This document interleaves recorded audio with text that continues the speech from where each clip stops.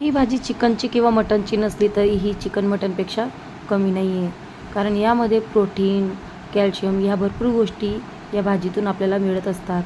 अगदी सोपी आणि सुंदर अशी ही आपली भाजी बनवून तयार होते आणि याला आपण काळ्या वाटाण्यापासून बनवलेली आहे. तर अगदी चिकनसारखी चव येते या भाजीला. तर पूर्ण रेसिपी बघण्या अगोदर माझे यूट्यूब चॅनलला नक्कीच सबस्क्राईब करा आणि बेल आयकॉनला क्लिक करायला विसरू नका. तर इथे मी एक प्लेट सोयाबीन वडी घेतलेली आहे. तर ही मी पॅकेट बंद अशी नाही घेतलेली आहे, मोकळ्या जे असतात मार्केटमध्ये मिळतात ती घेतलेली आहे आणि ती एका साईडला उकळायला ठेवलेली आहे. तर इथे मी भाजलेलं खोबरं, भाजलेला कांदा आणि थोडेसे लसूण, त्याचबरोबर अद्रकचे तुकडे घेतलेले आहेत आणि व्यवस्थित त्याचं असं वाटण तयार करून घेतलेलं आहे. आणि सोयाबीनची वडी ही शिजून झाल्यानंतर त्यावरती मी थंड पाण्याने त्या अजून एकदा धुवून घेतलेल्या आहेत. आता एकीकडे गॅसवर कढई चढवून त्यामध्ये मी तेल टाकून घेतलेलं होतं. तेल चांगल्यापैकी तापल्यानंतर मी यामध्ये 1 चमचा असं बाजरीचं पीठ घातलेलं आहे. तुमच्याकडे बाजरीचं पीठ नसेल तर तुम्ही इथे बेसन पीठ देखील घालू शकता. आणि जो काय मसाला आपण इथे वाटण तयार केलेलं होतं त्यातलं अर्धं वाटण मी यामध्ये टाकून घेतलेलं आहे.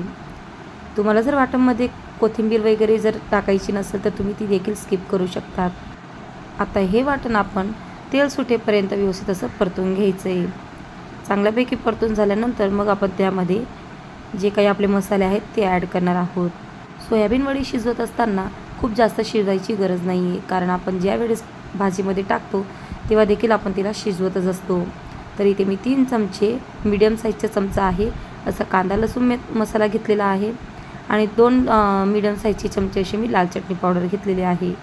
आता हे मसाले मी यामध्ये टाकून दिलेले आहेत. जास्त काही मसाल्याची इथे आपल्याला गरज पडत नाही. तुम्हाला जर इथे टोमॅटो देखील घालायचा आहे तर तो देखील घालू शकता. मी इथे टोमॅटो स्किप केलेला आहे. तरीसुद्धा ही भाजी एकदम सुंदर अशी बनवून तयार झालेली आहे. आता हे मसाले घालून झाल्यानंतर व्यवस्थित असं मसाले परतून घ्यायचे त्यामध्ये. आता थोडं थोडं पाणी त्यामध्ये आपण इथे घालायचं आहे. गॅस हा मीडियम फ्लेमवरती ठेवायचा स्टार्टिंगला आणि पाणी घालून झाल्यानंतर मग तो गॅस हा आपण लो फ्लेमवरती करून द्यायचा आहे. तुम्हाला किती घट्ट आणि किती पातळ ग्रेव्ही हवी त्या हिशोबाने तुम्ही त्यामध्ये पाणी हे ॲड करायचं आहे. तुम्हाला जर अशी घट्ट ग्रेव्ही हवी असेल तर त्यामध्ये तुम्ही 1.5-2 ग्लास पाणी टाकायचं आहे आणि जर तुम्हाला पातळ हवी असेल तर 2.5 ते 3 ग्लास तुम्ही यामध्ये पाणी टाकायचं आहे. यामध्ये मी अजून थोडंसं पाणी ॲड करणार आहे.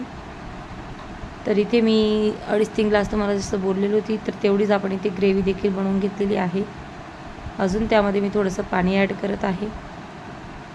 मस्तपैकी आपली ही सोयाबीनची भाजी बनवून तयार होते. मटन चिकनला देखील मात देईल अशी आपली ही भाजी घरच्या घरी आपण बनवू शकतो.